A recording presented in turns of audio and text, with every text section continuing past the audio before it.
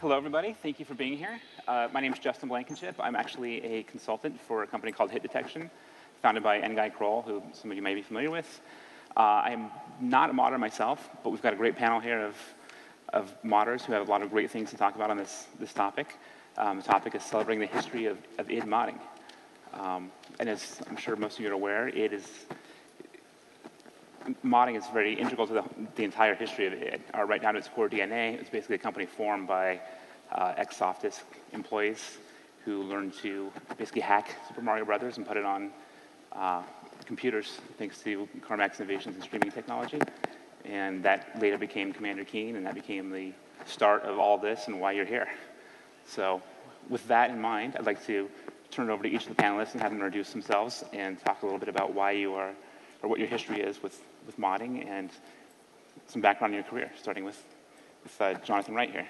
All right, I guess this is working. I'm Jonathan Wright. I am currently lead on an unannounced project at id. I've been there, I'm in my 9th year at id. Originally, I got my start in industry doing Quake mods. If you've been around a while, played Quake 1, I did the Zeus bot and the Cujo bot and several other things that sometimes I can go back and play on a Quake 1 server and see some of my mods integrated there, so that's kind of cool. I started at Ion Storm on a well-known project there, Daikatana. Later, quit with 8 other guys one day to form a company called Third Law, and we did Kiss Psycho Circus and some other stuff. That's kind of my history. I was lead AI and animation programmer for Rage before starting this new project. So, modding got me into the industry. There's no question about that. And I think it's, something we want to focus on in the future. It's very important to id. We still have a lot of guys, a lot of the senior guys there at id now got their start doing it. So it's dear to my heart, and I'm just glad I can be on this panel. Okay. JP? Hi, I'm GP LeBreton. Right now I'm working at Double Fine Productions on Ron Gilbert's project, The Cave. I started off many years ago as a little kid making Wolfenstein 3D maps, and then later, of course, Doom maps, and then Quake and Half-Life. And then I got a job in the game industry in 2000, kind of on the basis of some of the Half-Life mapping work that I had done. And yeah, since then, I worked at Irrational from 2005 to 2007, worked on BioShock, and then at 2K Marin on BioShock 2. But yeah, like a lot of people, mods were definitely how I learned to first start tinkering with games, how to, figure out how to implement ideas within constraints, and so mods were both great. They were both what got me passionate about and interested in game development, but also, and they also taught me the ropes and, how to work with the technology and work within constraints, which I think is a big part of what modding is great about modding. So yeah, that's my thing. Okay, Brendon? Hey, I'm Brendon Chung. So I got my start doing modding also like these guys, doing stuff like Wolf 3D and Doom and Quake. A number of years doing that led to working in AAA at Pandemic Studios. So after about 5 years working there, the studio eventually got shut down, and I decided to start my own little independent company called Blendo Games. So in a way, I've kind of returned back to doing my small little independent stuff, my little mod work, because my two games that I made so far have been based on the Quake 2 engine. And definitely modding has, like these guys, they've taught me a lot about the practicalities of making games and taught you about how to realistically make things yourself. A follow-up question for all of you I have is actually how important was modding in the genesis of your career? How did that open doors for you? How did that get you to where you are?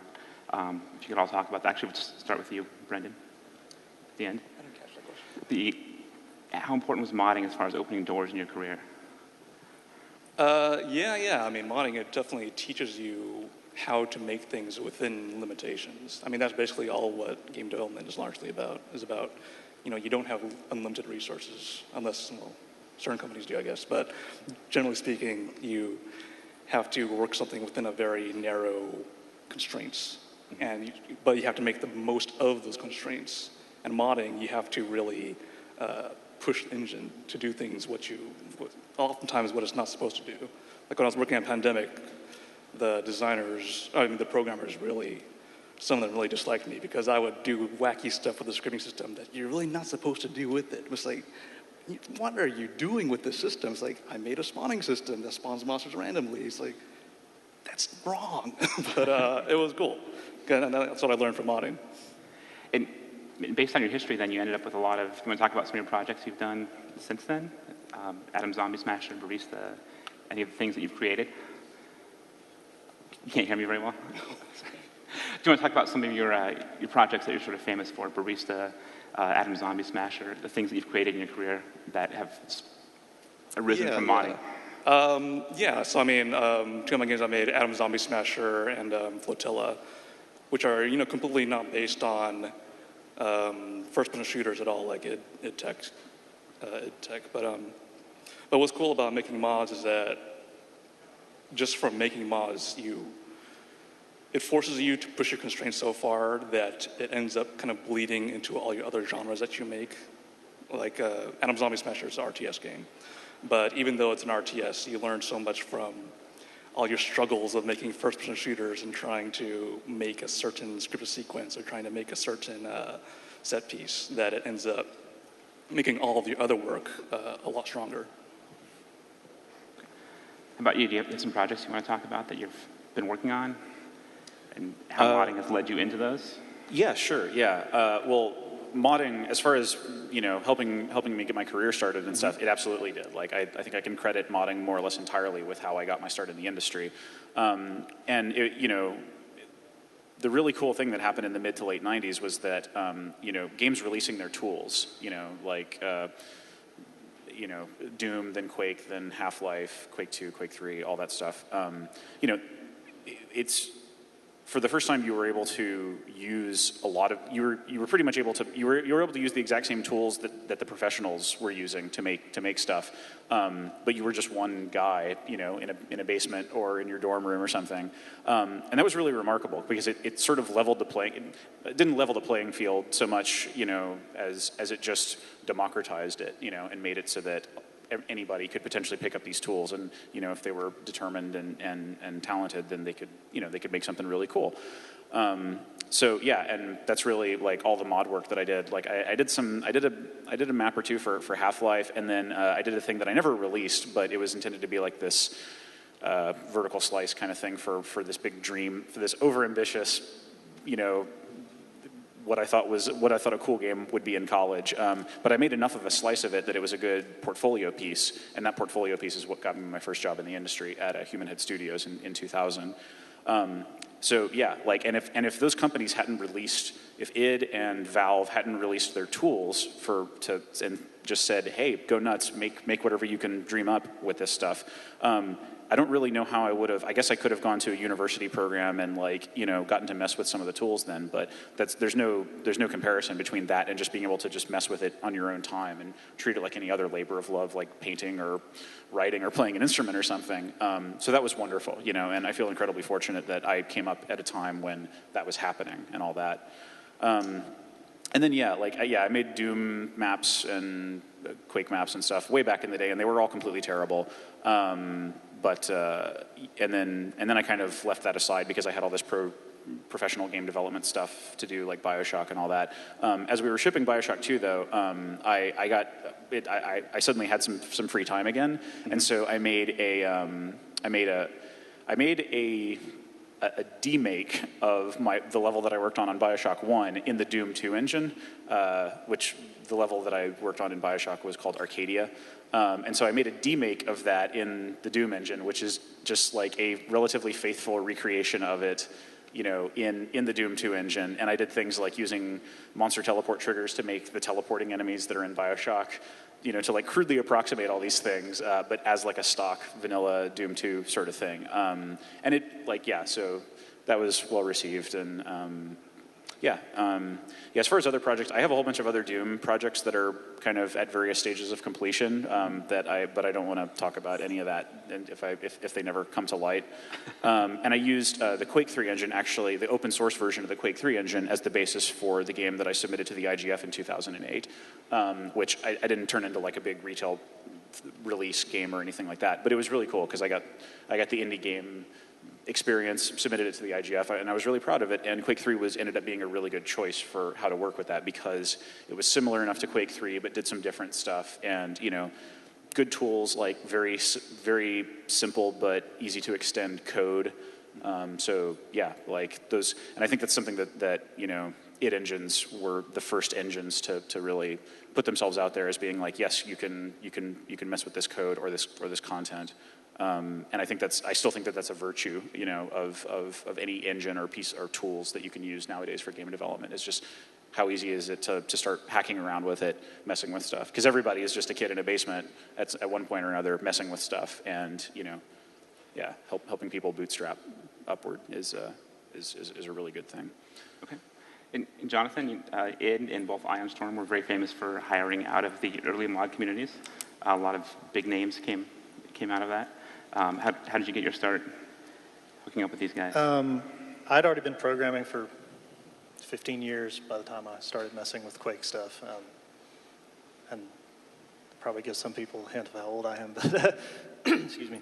I'd gone Full Sail and Guildhall. These places didn't exist when I was going to college.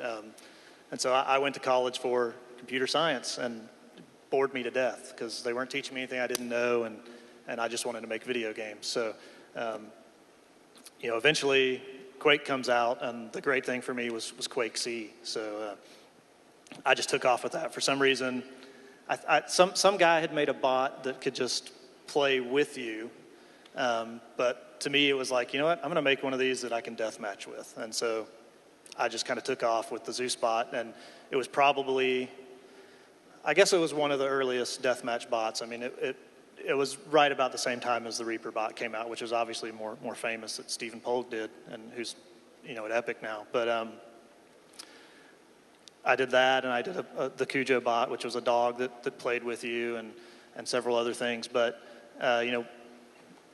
I was working landscaping, and then I get a phone call one night, and it's John Romero, and I was like, whoa! And he's like, we need an AI programmer. We want you to come. How would you feel about that? And I was like, I'm packing my truck now.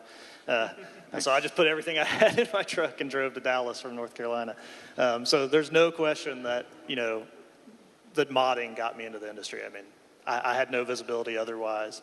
I think I had, a lot of the skills that were required already because I'd been programming so long. But, without modding, Romero never would have seen my work.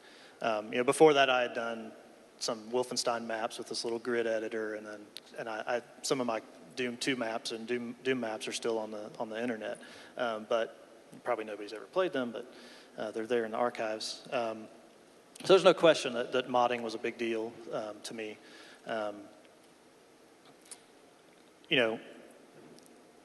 It was the first really. I guess we could say that. To start with, it was the community that made modding happen. I mean, the Wolfenstein editor I remember was literally some guy wrote it that had nothing to do with it. The Doom editors, I think the first ones that were released were actually user ones. And then it kind of realized what was happening there and made it easier and easier to mod the games. Eventually ending up with Quake, which. Quake was a great game all around. It's probably my favorite id game ever. Though I played Doom for 3 years straight, a couple hours a day. I mean, I calculated the hours on that at one time. It was ridiculous. So I stopped playing and started doing work. But it realized what was happening with this and continued to make it easier and easier to make mods with Quake being, the greatest innovation with Quake C. And the ability to not only, make maps, but change the very code. That's what makes it a tradition. I mean, I think, possibly we lost a little bit of that momentum with the last project, but that's something that I think we can change. Just to get a sense of how far the industry's come since then, could you imagine anyone being hired as a level designer right now without a portfolio and modding of some kind? I can, okay. But generally, like, we get kind of two things now. We get the people who've, well, three things, I guess. There's the people that have worked at other companies, obviously, and have that experience. But then there's the people who have gone to school for it, and they have a kind of a portfolio. I wouldn't call it a modding portfolio as much as what they did while they were at one of the special schools. And then, of course, there's the modders. And I kind of look at the two equally. I mean, for me, and with my history, seeing something that somebody's done, especially when that effort was, it's obvious they put a lot of effort into it themselves, that's huge for me. Because you know that a person who, on the outside, has that sort of drive to get things done, wants to make games, and can do it in the industry too. So for me, top of the list is always that extra work that you can show that you initiated yourself. Okay. I want to change gears just a little bit and follow up on something you started to talk about, JP, and that was what tools you use. I want to actually ask all of you, what tools do you use and what's important for you in a modding tools set, and what would you like to see, I guess, in modding tools going forward? And let's start with you, Brendon, if you can hear me. Yeah. I mean, what's cool is that the id Tech software, the tools are pretty easy to use. The current project I'm working on is a Doom 3 engine. What's really cool about that is that the engine is really made for just making stuff really quickly. Iteration time is fantastic. There's lots of in-game editing, things like that. What's cool about the older engines, like the Doom 1 engines, is that you can make things so unbelievably fast. It's literally just like connect the dots, 1, 2, 3, 4, and you have a room and you're ready to go. That's something that I kind of miss when I use these some of the newer engines nowadays, is that unbelievably fast iteration time that I think games really, really need. How about you, JP? Yeah, with your tools are going to be driven in large part by your choice of engine, in any kind of modding situation. But yeah, one of the things that I use, can we get this image up here? Yeah, this is a screenshot of, it's what I used, it's the editor that I used to, it's called Slade, and it's a modern Doom editor. It's Slade and Doom Builder 2 are kind of the two big modern Doom editors that you see people using to make Doom maps in this day and age, which people still are, by the way. Doomworld.com and those kinds of places cover new things that people make. So yeah, people are still modding classic Doom, and it's great. And so yeah, a modern editor that has an OpenGL accelerated viewport, and you can scroll around it and all that kind of stuff. It's sort of what you would expect of a modern level editor like Unreal Ed, like the latest version of Unreal Ed you would get. But yeah, and specifically because Doom, the classic Doom, is so low fidelity, you're drawing sectors, everything about a map can be represented in a top-down viewport. That's actually really cool because, like you were saying, Brennan, is that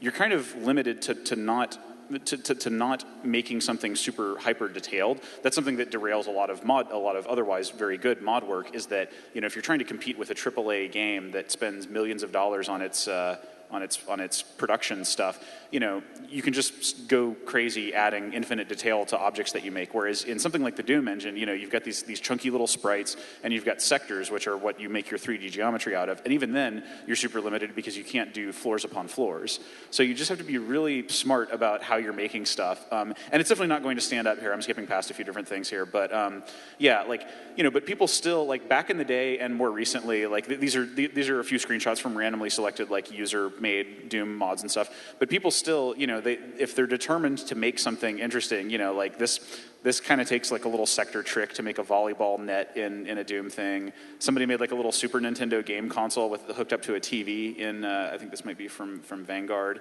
And people, you can use sectors to do this kind of vector art doodling with stuff. And then, you've got all your traditional Doom actors and Doom textures and stuff like that. But yeah, it's a really good example of, again, it's that creativity within constraints thing.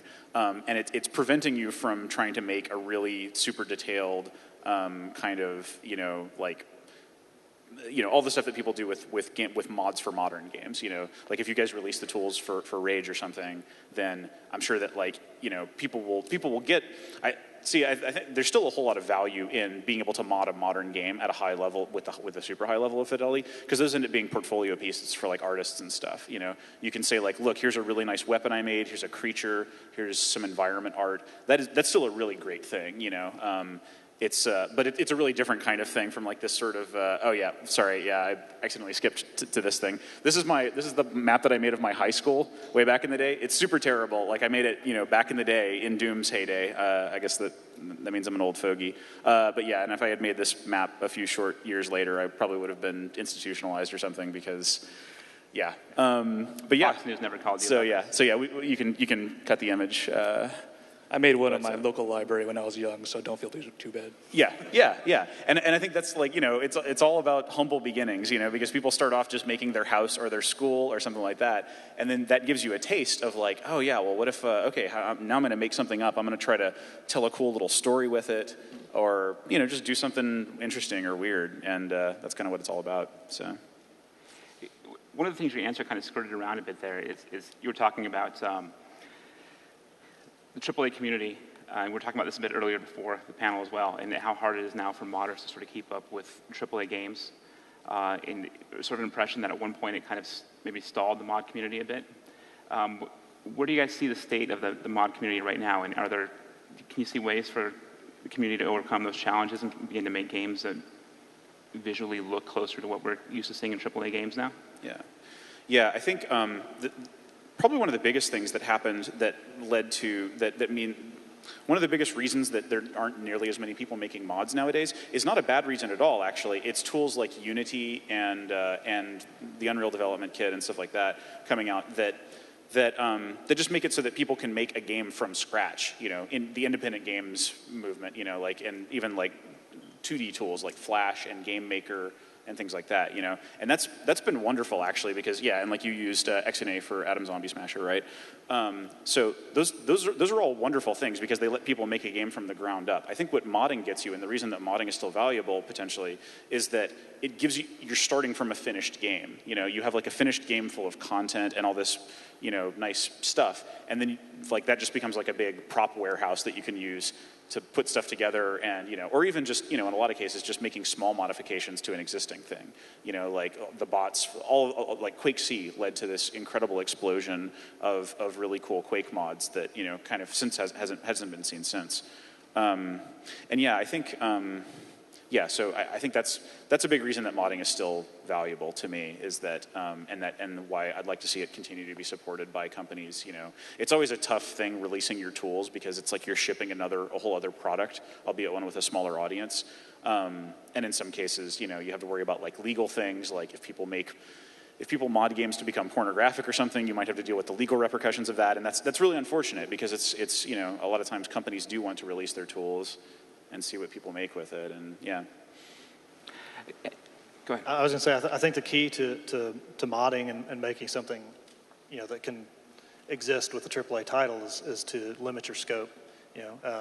It's the same reason people can go make iPhone games now, and one or two guys can make a pretty cool iPhone game. The scope on those is relatively limited compared to the AAA title. But if you're starting with a AAA title, then like he said, you have this huge prop warehouse. If you limit your scope and you're not trying to redo the whole thing, you can make something really cool because you're reusing the assets you already have. So when you're thinking about making a mod, think about what the scope of that is and how you can maximize the assets that are already given to you.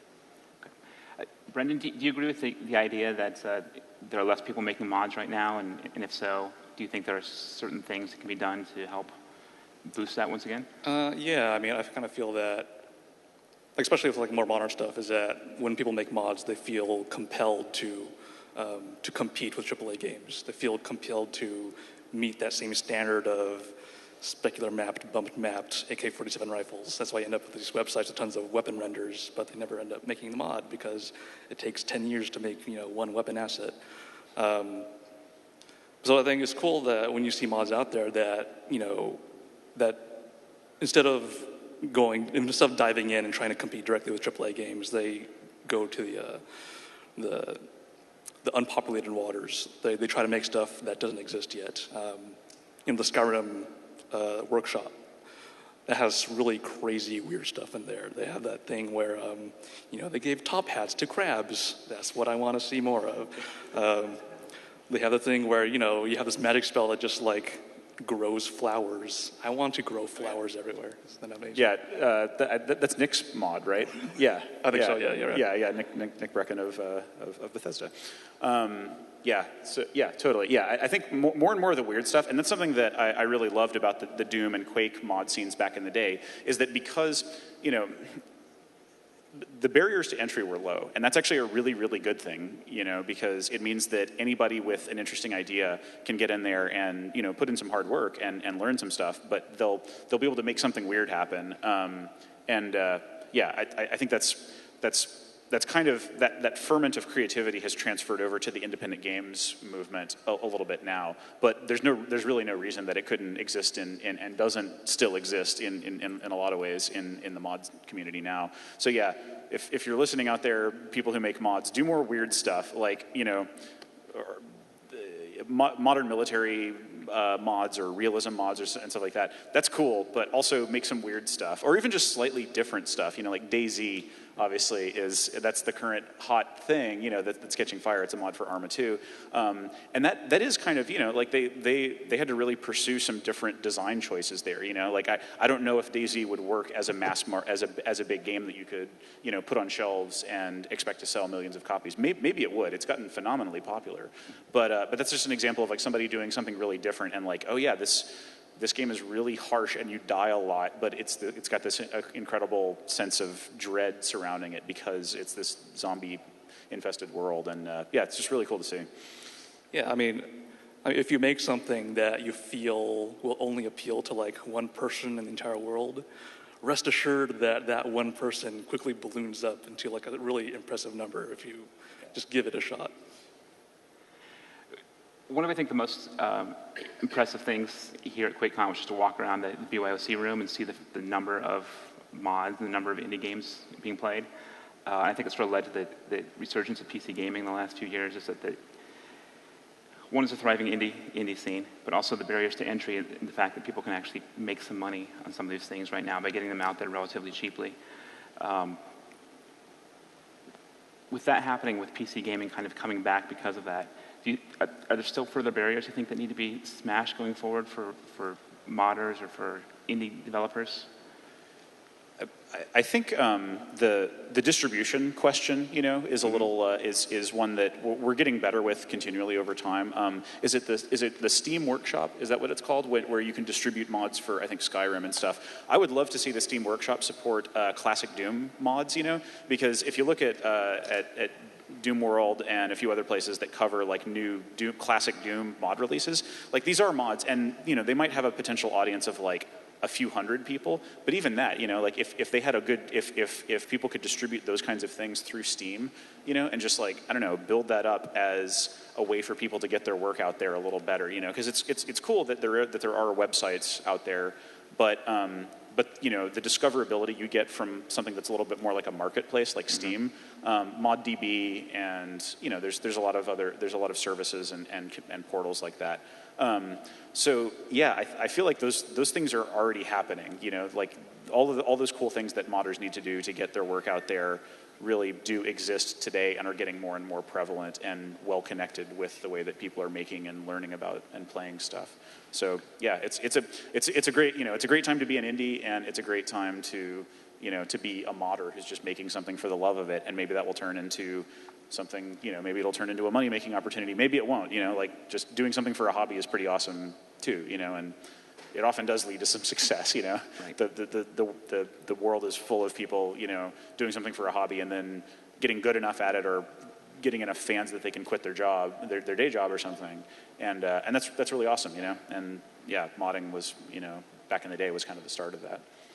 Yeah, in the panel yesterday, they mentioned that some of the people making like TF2 hats and weapons, that's what they do like for a living now, which blows my mind. Do you think games like DayZ, which have been doing phenomenally, do they still have sort of a discovery problem with the mainstream gamer? Is there something more that can be done to to help things like that get out there better? It seems like I guess probably most of the people who are playing DayZ right now found out about it through a gaming news site, like they went on Rock Paper Shotgun or something and was or they just heard their friends going crazy for it and they decided to download it and install it. And yeah, like the process of downloading it and installing it for some mods, like that's something where if your engine is really set up from day one to work well with modding, then it becomes really easy for like. Valve's made it really easy to, in all the old id games, it's very easy to just, you download a thing, you unzip it, or you just click the installer and boom, you're in there and playing it. So actually, on the technology side, there probably are some ways that you can just streamline that so that, like, it's one click from, yes, this sounds cool, I want to play this, into, okay, now I'm playing it. Yeah. Without wanting to get too far off topic here, this being a PC-centric conference, but Brendon, you and I talked a bit backstage about consoles, and is there an issue now where consoles need to catch up as far as enabling modders and indie developers, and what can they do in the future with the next generation kind of looming around the corner? Yeah, I mean, that's a tough problem. Something we've seen with things like DayZ. I mean, DayZ made Arma 2 basically the #1 seller on Steam right now, which is insane. But consoles kind of need that same outlet, and the desire is there because you see things like on Trials HD or Little Big Planet. I mean, people are making really crazy and weird stuff, but for some reason that hasn't really caught on as much as that. Because I guess they don't really have a mouse and keyboard. They don't have the same development environment that PCs have. But maybe for the next console system, maybe they can make some changes to accommodate that better. There's kind of a competition there between a closed platform that the console manufacturers want to maintain and maintain a simple user experience. But are there things they can do within that ecosystem, you think, that can still encourage more mod behavior, more creativity from indie developers? I would guess no, actually. I think the big three console makers, they have a certification process and a licensing process and all of that stuff. That's part of their business model. So I don't think they have very much incentive to lower the barriers to entry, and that we've seen that with some of the struggles that small indie teams, have had, like one or two people trying to get a game published on Xbox Live Arcade or PSN or something. I really do hope it changes. I think in order to fix that problem of distribution and just ease of distribution and discoverability, they would need to make some changes that would hurt their bottom line. And I hope they do that because ultimately that will make them more relevant into the future, But I think for now, because the PC doesn't have all of that, and obviously also the PC has the advantage of you're creating and consuming on the same platform, whereas you pretty much categorically can't have that with mobile stuff and with consoles. So yeah, like the PC it's unsurprisingly where it's at, and it's where it's always been at. And so yeah, that's always why it's been one reason PC gaming has been near and dear to my heart. Looking forward to the future then with a thriving indie community on PC and things like the Ouya console being announced, do you think traditional consoles are going to get left behind or have some catching up to do? Any predictions for the future as far as what next gen's going to hold versus consoles versus PCs? I don't. Consoles have some really difficult. The existing console market has some big challenges ahead, and it's sort of the burden of proof is on them to continue, to prove that, that's going to continue to be the place where. And I think it'll still be for many years, like just sort of the place where these big, mass market releases come out that everybody knows about, like Call of Duty and Madden and things like that. But yeah, like I don't know, it's not where I'm personally interested, but I'm also like a PC gamer, game nerd, like play a bunch of indie games kind of guy. So, I can't really say that what I'm interested in is the way the market's going. But yeah, like I do think that there's going to continue to be really interesting stuff coming out of the woodwork on PC, and that's just going to draw in more people who wouldn't otherwise be interested. Like Arma 2 was a game that, I played a little bit of it when it came out, and it's definitely cool. But like DayZ is sort of more my thing than Arma 2 is, right. And that's wonderful because you're basically broadening the appeal of what was once a single thing. And so I think consoles have a pretty cloudy future if they don't react and do something exciting and disruptive, because there's a lot of other people, like if Valve releases a console, anything like that. It's interesting times. Nobody really knows how it's gonna turn out.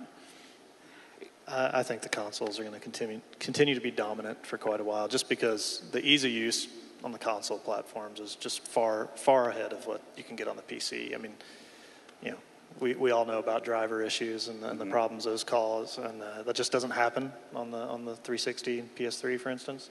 You pretty much know what you're getting in for.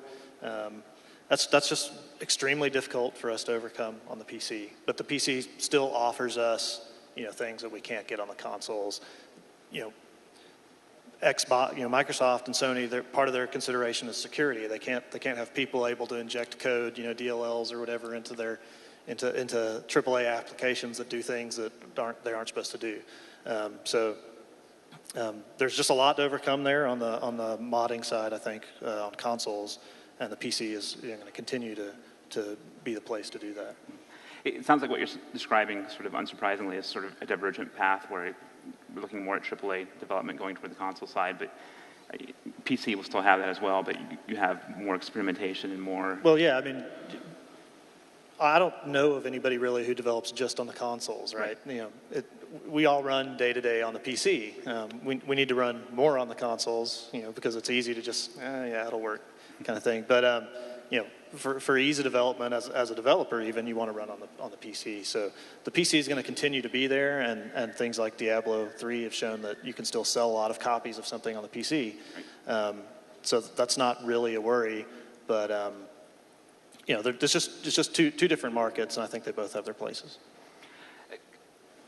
I want to ask you a little bit more, too, again, looking to the future about what id plans to do to support the mod community in the future, without trying to get you to reveal anything you're not ready to talk about. But I think there's a lot of questions about that, and people are yeah. So I would say going back in history as to the way we developed Rage, it was id's first in-house developed console title. Before that, it had always been farmed out after the fact from PC to be developed. But the fact of the matter is the PC market is a fraction of the sales that you can get from the console markets. So it wasn't that we decided to drop the PC. We still all love the PC, and we developed on the PC, and we ran every day on the PC. But there was definitely a focus for the console market too, because what we wanted with Rage was to have an executable, well, not an executable, but basically the same code base essentially across all platforms. And we did achieve that, and the same data set. But in the end, we have to also make some sacrifices for that too. So, we can only fit so much on 2 DVDs for the Xbox, and we're talking about gigabytes of data that that we have to render, and that we'd have to do that separately for the PC. And you'd be talking to up-res everything in Rage, you'd be talking about terabyte download or more. Right.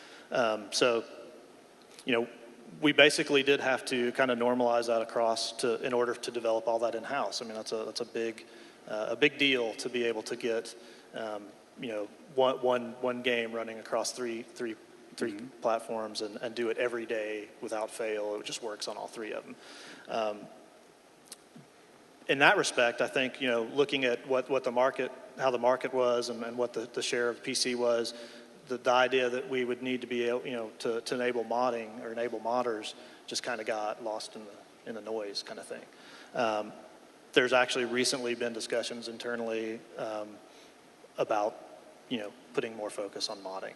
I can't say what all that's going to be, but, from my standpoint, I'm definitely interested in it. I was kind of the impetus of the discussions anyway, and I think there's a lot we can do. I think it would be awesome to ship the next product and on day one, have mods available, and have an excellent path for people to go through to download mods. Whether or not that ends up happening on next generation or not, I think is kind of irrelevant. I'll do it and push for it just to see it on the PC. Okay. I want to leave some time for questions, but I think before we close out with the questions I have, because there's a lot of interest here at QuakeCon in modding community in general, what advice would you guys have for A, aspiring modders, or B, existing modders, and sort of what they should be focusing on in the future? I'll start with you, Brendon. Make something that you can finish. I think a lot of teams spend like time like writing design documents or making preview screenshots of the websites. But the fact is, no one really cares about that stuff. What they want is their happy thumbs playing the game that you made. So just make the actual game. Yeah, I guess pick a game, if you're going to make mods or something, especially levels, for instance, pick a game that you enjoy playing more than others, and like even a game that doesn't have, even a game with worse tools that you enjoy more, like mod that instead of just the big middle of the road thing. I don't even know what the most modded game nowadays would really be. Probably, I don't know, Team Fortress 2 or something. But yeah, because if you have to enjoy playing what you're making to be able to stick it out and make a really nice, level or something like that. So just, pick a game that you're passionate about already, because that passion is what will drive you through all of the painful process of completing that thing and all that. And I echo what Brendon said, because knowing your limitations and knowing what you can realistically finish, and know that you'll probably always overestimate the amount of you'll probably underestimate the amount of work that anything is. You can say I'm going to make 5 different levels and they'll all be connected and it'll have all this stuff going on. It's no, pick something small to start with, and that's why my house, my school, whatever, is not a terrible place to start. Well, it is actually a terrible place to start for other reasons, because real-world architecture very rarely makes for good level design. But anyway, pick something small and humble and just have fun. And, don't be afraid to try something weird. Don't be afraid to fail, and start over or something. But, get to that point where you've shipped something and you can release it and show it to people. Show your works in progress, too. There's a lot of good creative communities out there where you can post works in progress, get feedback from other people who are doing the same kind of thing, and that's wonderful, because that's another amazing aspect of modding, is the community of just good, humble, smart people that are doing what you're doing. So I would echo kind of what they said, and we'll go back to what I said with limiting scope. That if you have 15 guys that are all gung ho to make a mod, you can make a bigger mod. But if you and a buddy or just you really got to consider what you can get done. I think people often underestimate the value of finishing something. If you bring a finished mod, to your interview to get in the game industry, that's going to be more impressive than, a couple half-finished maps, even if there's 15 of them versus 2. So take a realistic assessment of what you can do, and definitely do it in something you love, and do what you love. I mean, if you have an idea and you're sold on that idea, do that idea, but just consider. I don't want to say consider ways to make it worse when I say, take shortcuts, but what you want to do is you want to plan in a way that you're not taking on more than is humanly possible. And often people will just come up with a grand plan and never consider, the bigger picture of how much work that's going to be. And often you can take the initial plan and just kind of cut it in half and still have everything you want in there, but just less assets and less work to do in the end. With that, I'd like to turn it over to you guys if there's any questions from the audience.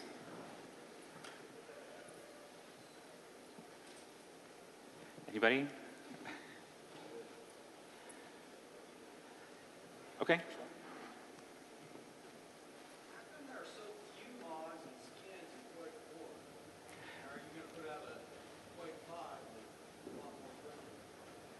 Okay, the question for those of you on the internet is why are there so few mods and skins for Quake 4, and will there be a Quake 5 version, correct? I can't really answer the Quake 5 question, even if I knew.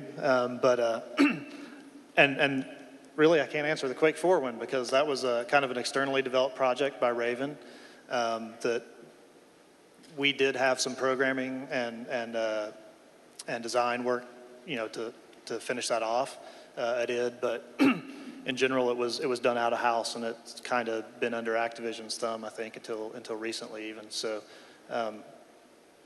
I can't really give you a good answer for that. Okay. Any other questions? At this point, would it actually be better to create apps and mods for older games like Doom and Quake, or to actually work with more current games like Skyrim or TF2 or other games like that? The question, and correct me if I'm wrong, I had a little bit of trouble hearing you, was at this point, would it be better to work with older games creating maps for older games, or would? Or would it be better to work with more current games like Yeah. Skyrim, Yeah. Okay, or would it be better to be working with more current games like Skyrim for modding? I think that would probably depend on what your objective is. If you want to get a job at a AAA game development studio, you know, and you want to work on a team with like 50 or 100 other people on like some, you know, on a big game like Rage or Dishonored or something, then I would say mod a more recent game like Skyrim or any of the Valve games or something like that. If you just want to make something weird, or you know, you just, I don't know. I'm into Doom modding just because I still love that game, you know, and I play it, and I think it's an interesting and valuable design even today. But you kind of have to love that lo-fi stuff. I would kind of guess that Minecraft has made lo-fi 3D cooler. You know, I guess that's another thing. You know, like you know, Minecraft sort of completely confounding everybody's expectations for what a big successful game could be. But yeah, like if you want to get a job, if your objective is to get a job in the game industry, mod a modern game that you can make assets for, make levels for, and just learn about what it's like to create that kind of thing. Whereas, yeah, if you just want to make something weird, you know, and or just a labor of love, or you're going the indie route, you know, because indie games can be low fidelity or look different, and that's totally cool. So, yeah, it's just sort of where you want to go with it. This is more of a question for like in software. Are you guys aware of like source ports like Skulltag? Do you guys follow any of those at all? The question is for id, are you aware of source ports like Skulltag? Yes. I personally don't know what Skulltag is, but in other cases, yeah, we know of the, you know, what people have done to the code, and some of it's pretty cool, and we like to follow that stuff. Yeah. In some cases, they've added on like complete new modes, like where there's like a survival mode where creatures keep respawning, coming at you, kind of like they did in like Gears of War and stuff like that. Now that type of work, I would suspect, would be also good pieces to send in if you wanted that type Oh yeah, definitely. The follow-up there, just for folks who might be watching streaming on the internet, was about more substantial mods like survival modes and things like that, and the importance of sending those things in for part of our portfolio building and that kind of thing. Any other questions? Okay. I think that's last one. Thank you. I play a lot of Fallout New Vegas, and I do a little bit of modding for that. And all I can really do is like make like basic NPCs. I was wondering, what would be the best way to learn how to mod? Because I barely know. Would there be like, what do you think, like reading off the internet or doing it yourself and figuring it out by yourself, or is there like a book out there?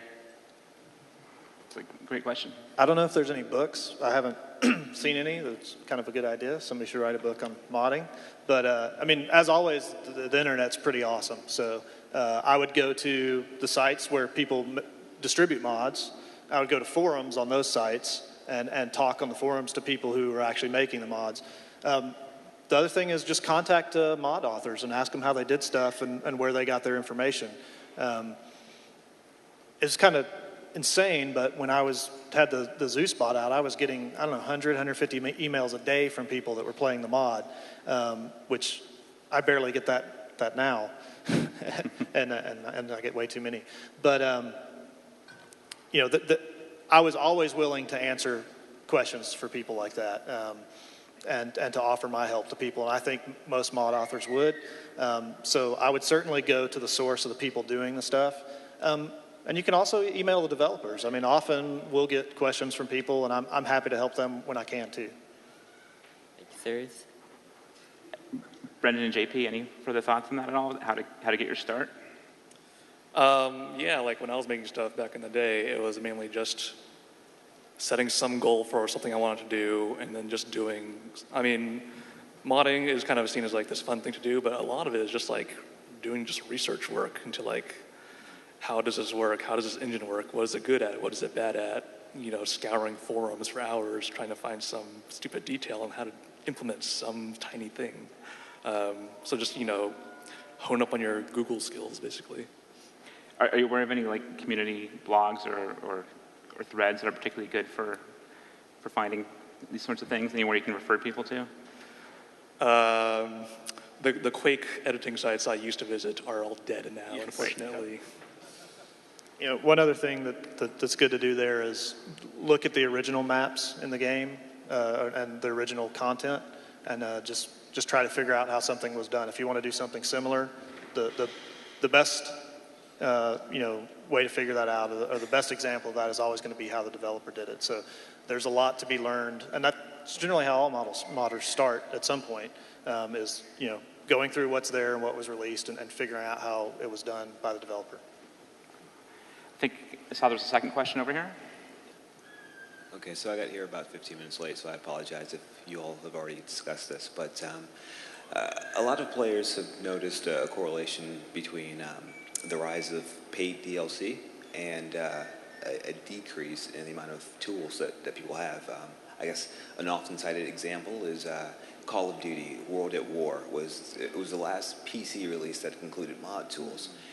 The very next release, I forgot what it was exactly, but the very next release did not include mod tools, but it had paid DLC.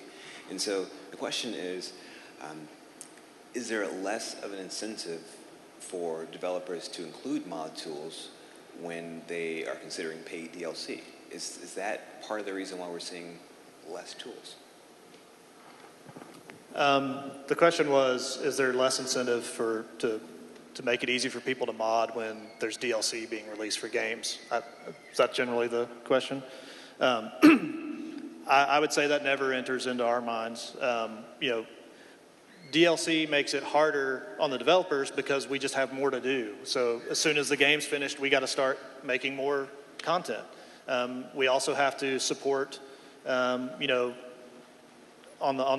platform, the consoles, we have to support, the official paths for installing and downloading DLC and making that work.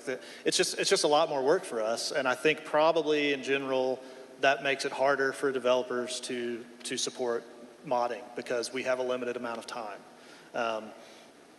I don't think there's any advantage, and I haven't talked to anybody who would think there's any advantage to we're not thinking of it as, because people are going to be playing mods, they're going to play our DLC. Maybe somebody somewhere in a marketing office thinks that. I don't know. I've never heard that opinion before.